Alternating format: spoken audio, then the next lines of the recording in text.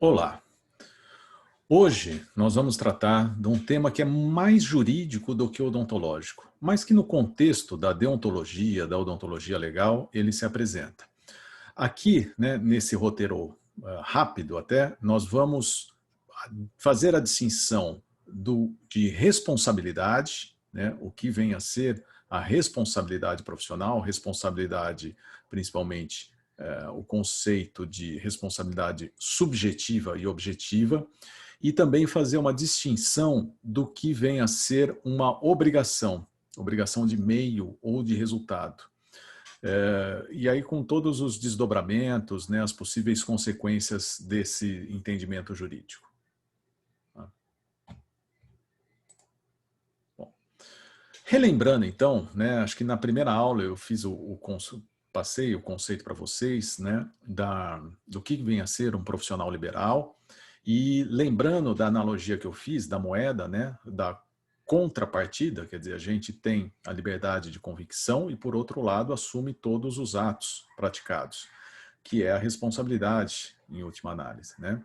Então, aqui o que a gente tem? Que a responsabilidade odontológica é a obrigação que tem o profissional de saúde de reparar um dano que, porventura, ele tenha causado ao paciente no exercício da profissão, né? Ele ou mesmo assumindo aí pela equipe que trabalha com ele. Tá? Então, é o profissional liberal, né? Ou mesmo pode ser entendido, isso se abrange também, né, pessoa jurídica, estabelecimento de saúde em geral. Aqui, só para mostrar para vocês, aqui cobriu, mas na verdade é um trabalho de mestrado de um advogado atuante na área de direito médico e direito odontológico, o Coutre, na verdade, Marcos Coutre, em que ele fez um levantamento, né, recente, né, é o dado mais recente que eu tenho conhecimento. Essa dissertação foi defendida no início desse ano, né, antes ainda da pandemia, mas ele fez um levantamento nesses anos, né, 2016, 17, 18, dos acórdons. O que vem ser acórdon? Acórdon é uma decisão em segunda instância. Então, só para mostrar para vocês que a gente está mais ou menos que nem o Covid mesmo, né? Que nem a pandemia. Nós estamos num platô, mas num platô alto, né? Em média aqui, ó, 150, ele localizou, né? 150 acórdons referentes a erro odontológico, né? E dentro da pesquisa que ele fez, com os critérios aqui, né, de exclusão, ele baixou isso para cerca de 80, 90 trabalhos que efetivamente ele analisou. Mas o que interessa para a gente aqui é o que vem ser um acórdão. Então, é assim, tem todo um processo, né, de questionando um tratamento odontológico, tá? E ao final do processo, né, normalmente, dependendo da decisão, né, e normalmente quando o paciente pede, né, em primeira instância, ele pode recorrer para a segunda instância. Isso, né, vai ser definido, e a segunda instância, né, a decisão em segunda instância é chamada acórdão. Então, se a gente tem, né, 150 em média por ano, você pode pôr pelo menos umas 10 vezes mais, isso só no estado de São Paulo, de casos, porque nem todo mundo recorre quando perde uma ação. Porque quando você perde a ação, tem todo um trâmite, já teve todo um desgaste, não só de tempo, né, de investimento pessoal, econômico, contratação de advogado, emocional com aquilo, né? E então poucos casos são efetivamente chegam a ter esse recurso e se transformarem em acórdãos. Então isso, né, demonstra que efetivamente, né, a conscientização da sociedade em relação aos seus direitos, a pleitear, né, a reclamar um suposto erro odontológico, né, ele está presente na nossa sociedade, até com uma questão de cidadania. Tá? Bom, mas o conceito em si, o que vem ser responsabilidade profissional? Então, aprofundando um pouco mais nesse conceito, para que se caracterize, né, esse delito, né, digamos assim, de responsabilidade profissional, alguns pressupostos. Na verdade, há necessidade que ocorra simultaneamente essas três coisas, que haja uma conduta, e uma conduta aí caracterizada como antijurídica, né, que aí o comportamento contrário à ordem estabelecida, tá? E eu coloco a culpa aqui, né, porque depois, logo em seguida, a gente vai fazer essa distinção entre responsabilidade objetiva e subjetiva. Então, normalmente, a odontologia vai sempre se avaliar a culpa, tá? Então, a regra, normalmente, vai se avaliar a culpa, mas pode existir a responsabilização, pode existir a responsabilidade sem a presença de culpa, que é nos casos de responsabilidade objetiva. Tá? Mas só adiantando um pouco as coisas para vocês. Mas ó, a culpa é contrário à ordem jurídica estabelecida. Tá? O dano indica que ocorreu uma modificação do estado de bem-estar do indivíduo. Quer dizer, tem que ser alguma coisa mensurável, né? Porque assim, sem dano não há como pensar ou pleitear uma indenização. Por mais grave, né, que seja a conduta, quer dizer, a conduta foi inadequada, foi, né, muito assim, contrário à ordem jurídica, mas se não existir um dano, não se fecha, né, os pressupostos da responsabilidade. E o último quesito tem que haver esse nexo de causalidade, quer dizer, tem que relacionar a conduta que foi feita pelo cirurgião dentista, tá, com o dano. Havendo essa ligação, se estabelece o nexo.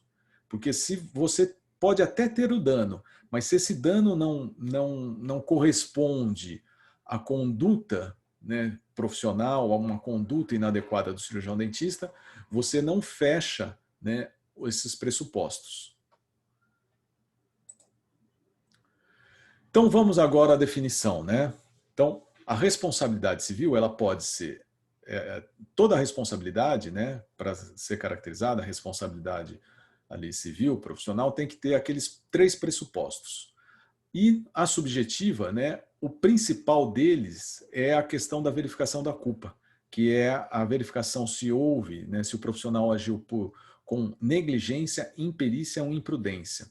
Mas tudo isso, como eu falei, a gente está num campo muito jurídico, né, que, lógico, vai ter uma repercussão odontológica, mas que foge, né, muitas vezes, da nossa capacidade de mudar as coisas. Né? Se o juiz vai entender que a conduta do cirurgião dentista foi imperita, né, ou foi imprudente, ou foi negligente, assim, não tem muito como a gente mudar o quadro depois que as coisas aconteceram. Né? Então, por isso que a gente vai ver o quanto é fundamental, mais uma vez, a questão de um bom planejamento, de um bom prontuário, de um bom documentação odontológica, porque é isso que vai ajudar e caracterizar, né, a checagem da conduta do profissional. Né? Aqui a gente coloca até mais 2 itens, né, porque isso era uma classificação, quem fazia era a professora Aida, que foi uma professora do nosso departamento, uma advogada, assim, uma pessoa diferenciada mesmo no conhecimento odontológico e uma profissional muito importante. Ela classificava e colocava também o agente, né, que seria o próprio cirurgião dentista. Então, a responsabilidade profissional do cirurgião dentista só se caracteriza se o agente, quer dizer, o polo ativo aí, né, for um cirurgião dentista. O ato profissional, quer dizer, que o que ele faz e o que vai gerar, né, os outros pressupostos, seja em decorrência de um ato profissional, quer dizer, de um tratamento, de uma ação, né, relacionada com a atividade profissional. E aí os outros 3 que a gente já classificou para vocês, né, a conduta, que é antijurídica, né, e aqui, no caso da subjetiva, né, como eu falei, o destaque, o fundamental é que haja a necessidade da verificação da culpa, que tem o dano e o nexo que a gente já comentou com vocês. Mas há também a possibilidade da responsabilidade civil ser caracterizada e ser enquadrada como objetiva, que é onde também vai se verificar e precisar presença dos 3 pressupostos que a gente já definiu, mas ela se dá muito mais por uma relação contratual, né? Onde não há necessidade da verificação de culpa. A verificação de culpa, para a gente, para o cirurgião dentista, aqui no subjetivo, é muito importante, porque assim, é aquela coisa que lhe dá a chance da dúvida, né? O paciente reclama e você tem chance de se justificar, de se explicar. Se você, por algum motivo, se enquadra e vai ser avaliado pela responsabilidade objetiva, não há necessidade de verificação da culpa. Praticamente só vai se avaliar se houve dano, se a conduta foi antijurídica e executada pelo profissional, se existe nexo, e aí só vai se quantificar o quanto da indenização, o quanto vai ser pago. Tá? Eventualmente, a gente depois vai ter o tópico para abordar a questão da publicidade. Às vezes, uma publicidade equivocada, muito agressiva no aspecto comercial, pode nos jogar para o campo de uma responsabilidade objetiva com todas as consequências aí indesejáveis. Tá? Aqui só trazendo para vocês os artigos, o respaldo jurídico em relação à caracterização da responsabilidade subjetiva para o cirurgião dentista. Então, o que a gente coloca aqui é que a responsabilidade subjetiva para o cirurgião dentista é a regra, segundo esses artigos aqui do Código Civil, né, que fala aqui a respeito do ato ilícito, que é causar dano a outro, e fica obrigado a repará-lo, a indenização no exercício da atividade profissional, vai ser avaliado a culpa, né, que é a negligência, imperícia e imprudência. Tá? E aqui a exceção, né, é dentro do Código de Defesa do Consumidor que, no geral, né, o cirurgião dentista, aqui ele no Código de Defesa do Consumidor, a responsabilidade pessoal dos profissionais liberais será verificada mediante a culpa. Tá? Então, pelo Código de Defesa do Consumidor, é a exceção, porque normalmente as relações comerciais se dão de maneira, né, da responsabilidade objetiva. Então, para a gente, para o cirurgião dentista, é uma exceção, é um diferencial, de certa forma, é até uma vantagem, né? Porque se a gente fosse enquadrado como a regra, né, dentro da regra no Código de Defesa do Consumidor, a gente teria uma responsabilidade objetiva, e aí seria ruim para a gente. Né? Então, aqui, ó, pelo Código Civil, a regra se enquadra como subjetiva, tá? E pelo Código de Defesa do Consumidor, a responsabilidade subjetiva ela é a exceção, tá? Que a gente se enquadra. Tudo bem?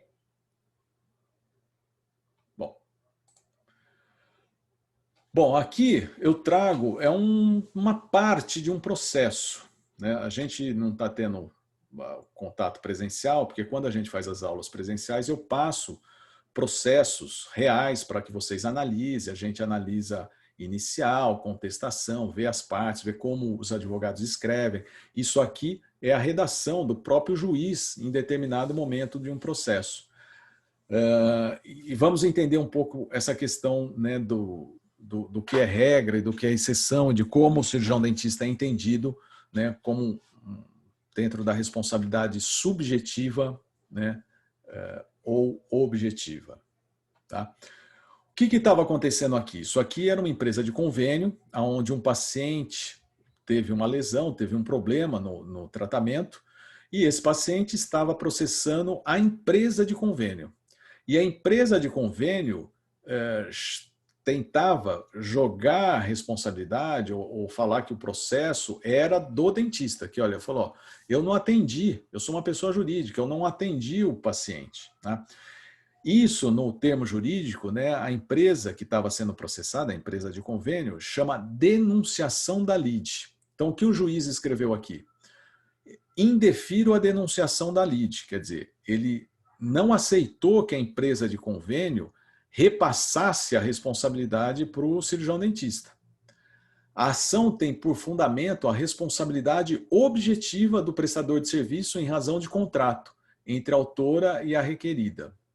Você fala, bom, mas você não falou que o cirurgião dentista, que a gente, né, a regra é ser responsabilidade subjetiva e mesmo pelo Código de Defesa do Consumidor, né, é a exceção e o dentista é avaliado pela responsabilidade subjetiva? Então, é isso mesmo que eu falei para vocês. O que está escrito aqui vale para a empresa, porque na empresa tem um contrato, tá vendo? Ó? Pela empresa, aqui, ó, objetiva, relação contratual, tá vendo? Então, aqui, o que o juiz coloca, e trazendo isso de maneira vívida para vocês, é que, ó, existe um contrato entre a empresa e o, né, a autora aqui, né, que é a empresa, e a requerida, que era o paciente processando a empresa. Então, o juiz falou que, olha, a responsabilidade é objetiva porque tem um contrato entre vocês, entre a empresa e o paciente. Então, nesse caso, não haveria nem necessidade, muitas vezes, de uma perícia, né? O litis denunciado, traduzindo isso aqui, é o cirurgião dentista que estava sendo chamado. E, ó, vejam lá aquele conceito da primeira aula que eu passei para vocês. Não agiu como profissional liberal, porque ele era, o juiz aqui entendeu literalmente que ele era um empregado da empresa de convênio, né? Donde impossível, disposto do artigo 4º, parágrafo 14 do parágrafo 4º do Código de Defesa do Consumidor, aí segue o baile aqui, segue a coisa. Tá? Então, ele indeferiu a denunciação da lide. Mas o que é importante aqui, né, é essa caracterização, né, mostrando para vocês que as empresas, muitas vezes, né, vão ter uma relação objetiva. E você, pessoa física, né, cirurgião dentista, na regra geral, na grande maioria das vezes, vai ter a responsabilidade subjetiva, o que é melhor, porque você vai ter chance, né, vai ter a chance de realização de uma perícia, de se esclarecer, e, em última, a perícia, a função da perícia é estabelecer, né, se houve culpa ou não na sua conduta. Tá? E essa história, olha, de que o litis denunciado, quer dizer, o cirurgião dentista não agiu como profissional liberal, né, porque ele era empregado, o juiz aqui entendeu que ele era empregado da empresa de convênio. Isso foi um precedente que mudou muita coisa no mercado. Olha, eu vejo que esse é um processo antigo, eu fui perito dele em 97. Até então, as empresas de convênio aceitavam a gente, né, aceitavam cirurgiões dentistas que fizessem o credenciamento, às vezes pediam uma especialização ou pela questão localização do ponto comercial, mas não exigiam que você tivesse uma empresa, né, fosse uma pessoa jurídica. A partir desse caso, o que aconteceu? O dentista aqui, ele entrou com um processo, um outro processo. Isso aqui correu, né? E aí o dentista entrou com um processo trabalhista contra essa empresa. E juntou, inclusive, esse entendimento, esse despacho do juiz. Falou, ó, eu tenho um entendimento aqui, ó, de um juiz falando que eu sou empregado, né? Que eu não sou um profissional liberal e, lógico, ele conseguiu um vínculo, esse individualmente teve benefício. Mas a partir daí, lógico, as empresas de convênio não são tantas assim, os empresários, as pessoas no mercado se conhecem. A partir daí mudou o posicionamento de mercado. As empresas de convênio exigem hoje, você praticamente não consegue se credenciar uma empresa de convênio se você não é uma pessoa jurídica. Por quê? A relação de você, pessoa jurídica, com a empresa de pessoa jurídica, não existe a possibilidade nenhuma de pleitear vínculo empregatício. Tá? Bom, agora vamos ao outro conceito que eu falei que ia trazer para vocês. Então, a gente viu o que é responsabilidade, o conceito geral, né? Responsabilidade profissional, responsabilidade, os pressupostos da responsabilidade, que valem tanto para a responsabilidade subjetiva e objetiva. O cirurgião dentista, na regra geral, vai sempre responder por responsabilidade subjetiva. Tá? Então, a característica principal da responsabilidade objetiva é a avaliação da culpa, que é verificar numa perícia, né, se houve, né, perícia, se o comportamento foi imperito, imprudente ou negligente. Apesar que isso, numa perícia, num laudo, a gente nunca vai fazer essa afirmação, porque isso aí é um juízo já de valor. Quem vai falar se a conduta do dentista foi imperito, foi imprudente ou negligente, em última análise é o juiz. Mas só para vocês entenderem. Então, a gente vai ser sempre enquadrado como responsabilidade subjetiva, vai ter a perícia para avaliar a culpa. A não ser em algumas relações, né, contratuais ou mesmo de uma publicidade muito agressiva que a gente, né, tipo, garanta um resultado final ali, isso pode ser enquadrado de maneira diferente, mas a gente vai ver. Uma outra abordagem que às vezes aparece na discussão odontológica, nos casos de erro profissional, e que, mais uma vez, diz respeito muito mais a um fator jurídico-processual, nem é muito do escopo, nem seria muito da área odontológica, mas como isso se coloca, né, a gente traz essa discussão aqui para vocês. Tá? Mas é importante que vocês saibam que essa classificação, ela teve lá, né, foi trazida inicialmente por um autor francês. Ela não é unânime, né, mas ela teve muita influência no Brasil, mas o que interessa mesmo, o que vai ser mais importante depois, é a questão da prova pericial, né, para se estabelecer a culpa, e aonde a gente tem condição, né, num fator aqui técnico, processual e previamente a ser processado, né, o que a professora, mais uma vez a professora Aida sempre falava, que as provas, né, num processo, elas são pré-constitutivas. O que quer dizer isso? Elas acontecem no dia a dia, no desenrolar, por exemplo, de um tratamento odontológico. Né? Você ter feito a ficha clínica, ter tirado a radiografia, ter pego a assinatura do paciente, isso é no dia a dia do processo, né? do processo de tratamento, né? De atendimento normal, sem imaginar que possa ser processado. Na eventualidade de ser processado, essas provas já foram pré-constitutivas. Não vai adiantar a hora que chegar a intimação do juiz você achar que vai recuperar toda a documentação que você não fez. Não existe, senão isso aí vai ser pode ser motivo até de uma fraude, né, processual, de uma elaboração de documento falso e tudo mais. Tá? Então, a classificação da natureza obrigacional, se é meio ou resultado, não está no controle nosso. Isso aí é um entendimento, né, depende exclusivamente do entendimento do juiz. Por outro lado, o resultado da prova pericial, quer dizer, guarda íntima e intrínseca dependência com a atuação no momento de atenção ao paciente. É o que eu acabei de falar para vocês. Né?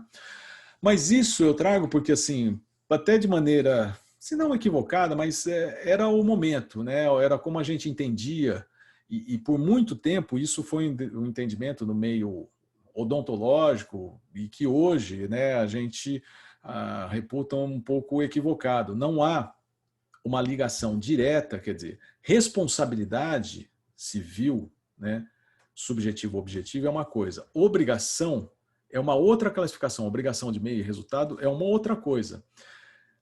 O que a gente por muito tempo entendia e tinha uma resistência em relação à questão de um enquadramento das obrigações é que a gente entendia que, olha, eu não quero ser enquadrado como obrigação de resultado, porque automaticamente, se eu tiver uma obrigação, né, se eu for enquadrado como uma obrigação de resultado, minha responsabilidade passa a ser objetiva, eu não vou ter direito a me justificar, não vai ser avaliada a culpa e eu vou estar assim, praticamente já condenado a pagar a indenização.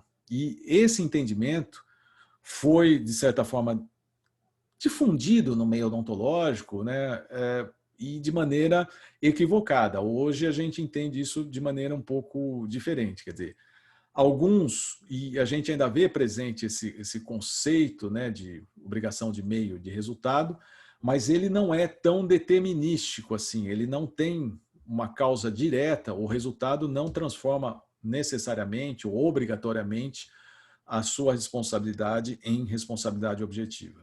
Tá? Mas qual que era o conceito? Qual que é o conceito ainda, né? A obrigação de meio é aquilo que o cirurgião dentista faz usando, né, de todo conhecimento, diligência para um bom tratamento. Em última análise, né, no meio jurídico, eles entendem que obrigação de meio é aquela que busca a preservação da saúde. Tá? E a obrigação de resultado estaria diretamente relacionado com aspectos estéticos. Né?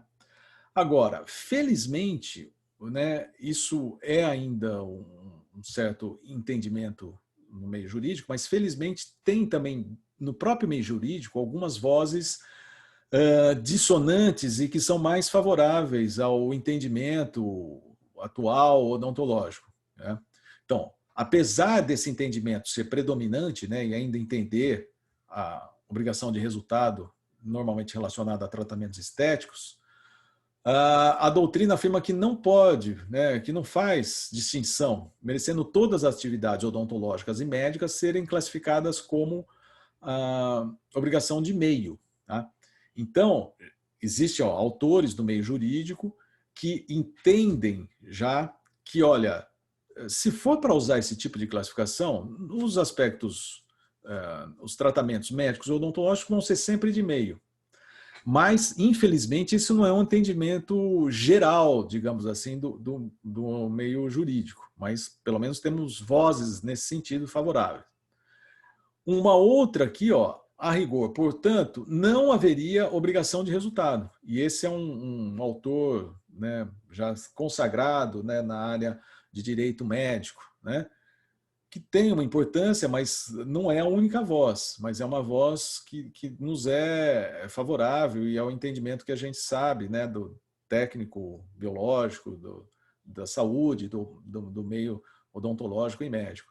Então, para ele, não haveria obrigação de resultado. Como consequência, deveria ser abandonada essa distinção, né, de meio e resultado, apresentada, né, por um autor no início do século passado, e essas coisas vêm se perpetuando, né? Esse René de Monger.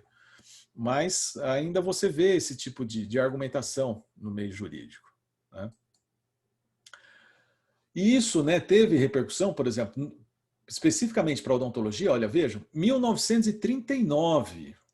Isso, né, é quase um absurdo, mas isso vem se reproduzindo. Então, esse autor, o Guimarães Menegali, falava da responsabilidade do cirurgião dentista e ele colocava, né, algumas coisas. Né,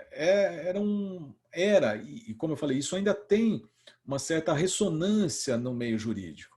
Um ideário estabelecido de que a patologia odontológica, né, nem falava dentárias, né, corresponde à etiologia específica. Né, era o foco dentário. Na odontologia, os processos não são quer dizer, os processos são mais regulares e restritos, quer dizer, não entendia a odontologia numa dinâmica sistêmica, né? Era a odontologia, era o dentista mesmo, né? Uma coisa isolada, que as doenças não tinham relação que podiam determinar patologias gerais, quer dizer, hoje todo o conhecimento que se tem microbiológico, imunológico, né, põe por terra esse tipo de argumento. Mas em 1930, né, a própria odontologia não tinha essa cientificidade que tem hoje. Tá? Mas esses argumentos é o que tem em muitos textos jurídicos ainda. Então, né, que as consequências, aqui, consequentemente, ele falava que odontologia era mais fácil para o profissional comprometer-se a curar.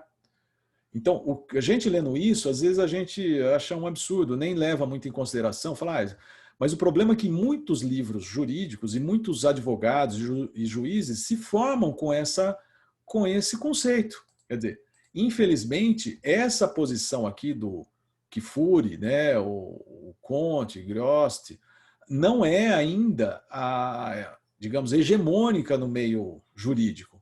Lógico que é bom que eles tenham essa consciência, esse conhecimento até mais atual, né, da questão biológica, mas a gente precisa reforçar e divulgar cada vez mais, né, ou às vezes até assim, excluir mesmo esse tipo de classificação de meio ou de resultado que não favorece o entendimento, né, toda a dinâmica aí do tratamento odontológico.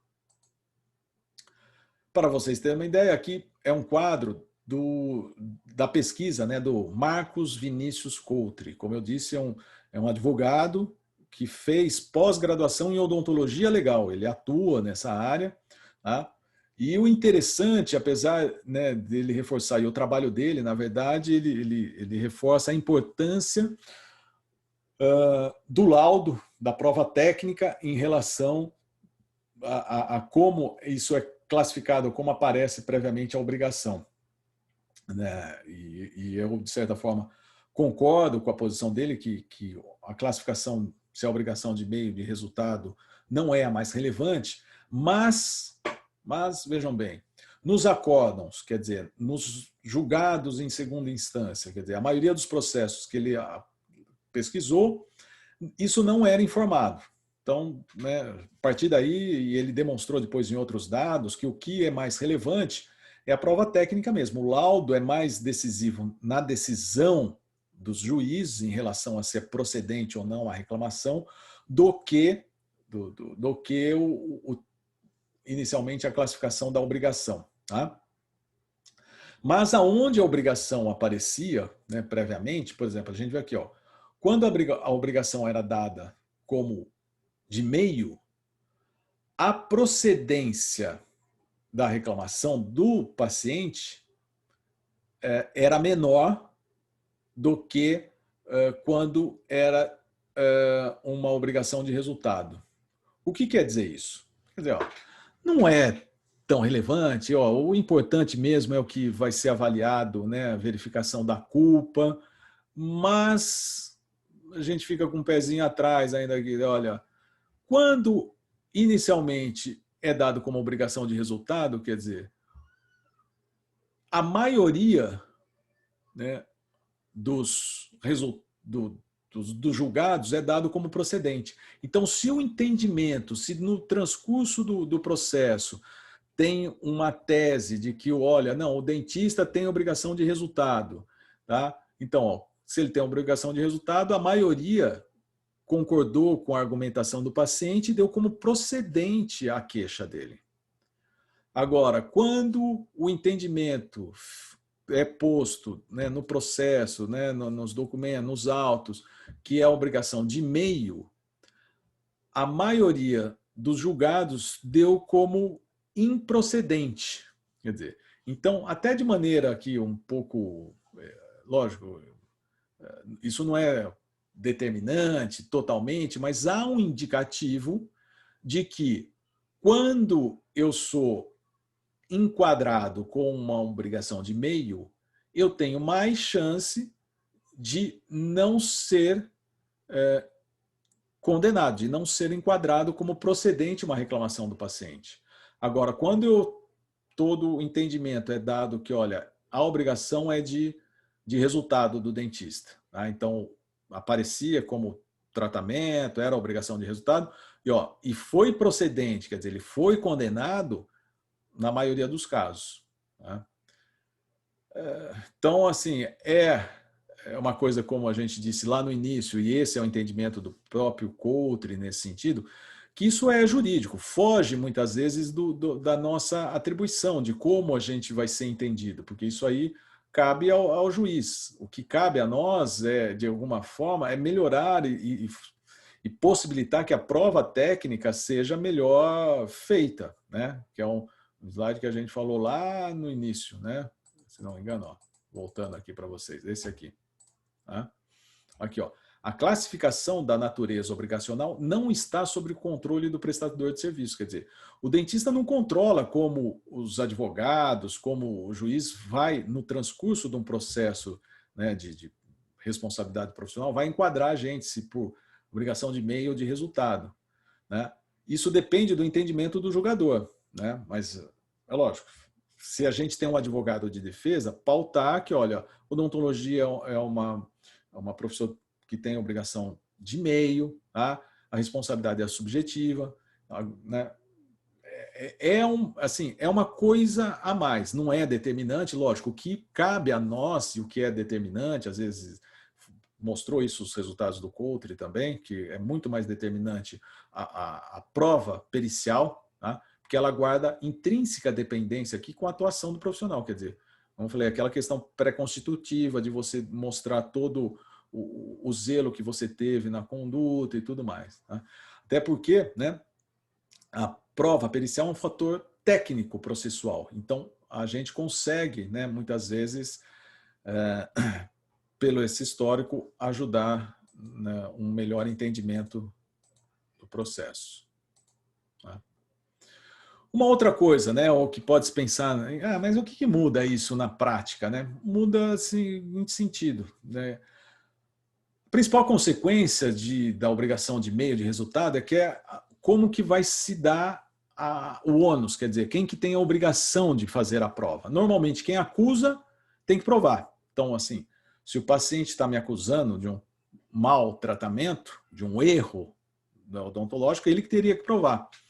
Mas, nesse sentido, né, invertendo o ônus da prova, né, entendendo aqui, ó, uma vez que a obrigação de meio, o ônus da prova do descumpridor da obrigação é do credor, seria do paciente. Então, quando inicialmente é entendido que a obrigação é de meio, o paciente teria que provar. Só que a grande maioria dos casos, e por isso que a obrigação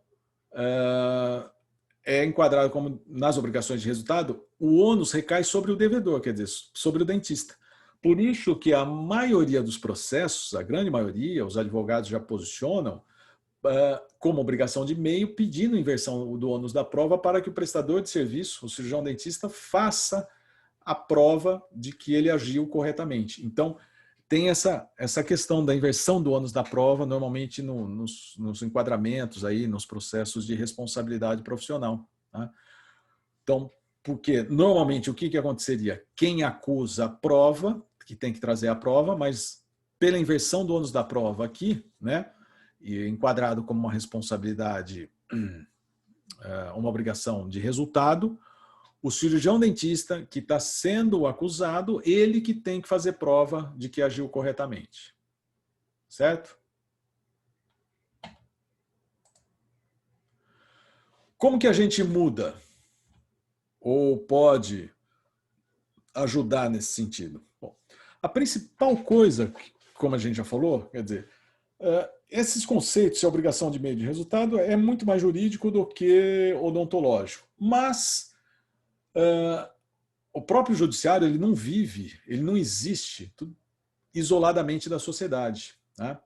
Então, o juiz ou o advogado, ele convive, ele vai no dentista, né? Se ele vai no dentista e tem a postura do profissional, né? Por exemplo, a primeira coisa é muito mercantilista no aspecto de que é fácil as coisas, ou banalizando a odontologia, eu dou uma olhadinha, né?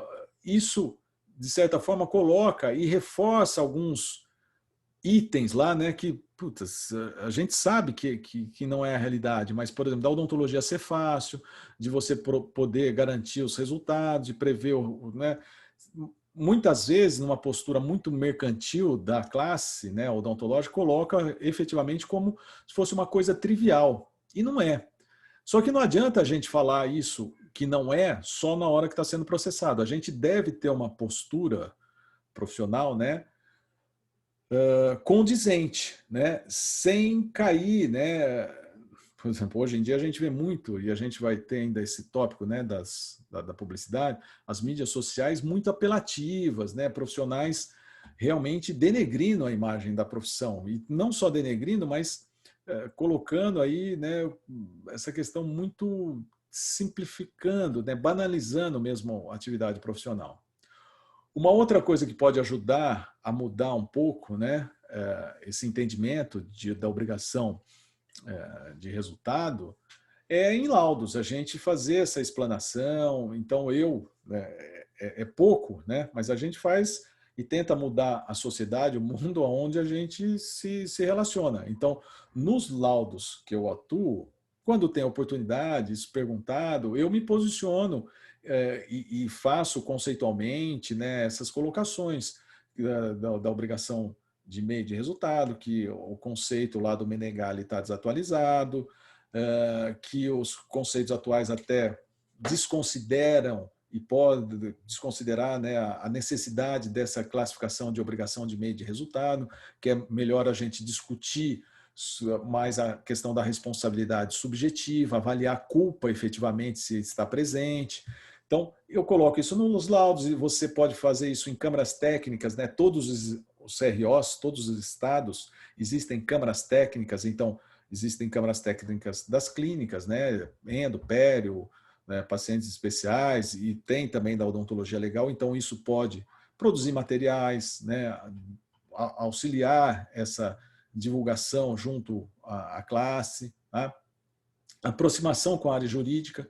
Então, na medida do possível, né, quando tiver congressos, eventos, trazer também o pessoal do judiciário para a gente mostrar esse nosso entendimento e atualização dos conceitos, para que, né, eles entendam que efetivamente a odontologia não é fácil, não é previsível, não é trivial, né? E um pouco também, na medida do possível, é material de referência. A gente, esse aqui é um artigo que a gente produziu, né, falando um pouco desse contraponto mesmo, e se contrapondo a essa posição do Guimarães Menegali, né, esse conceito antigo, né, do que seria a obrigação de meio de resultado.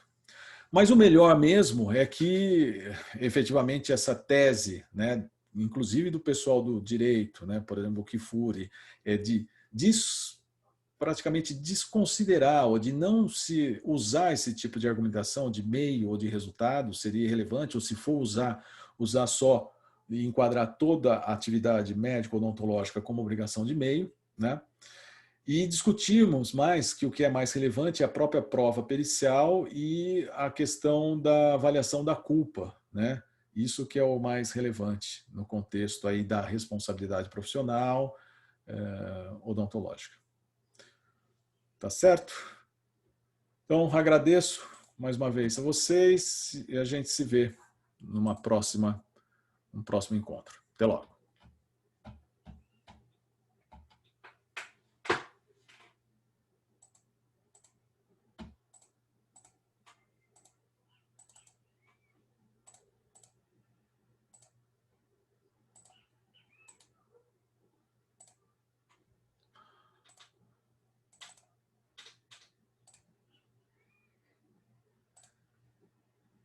Porra.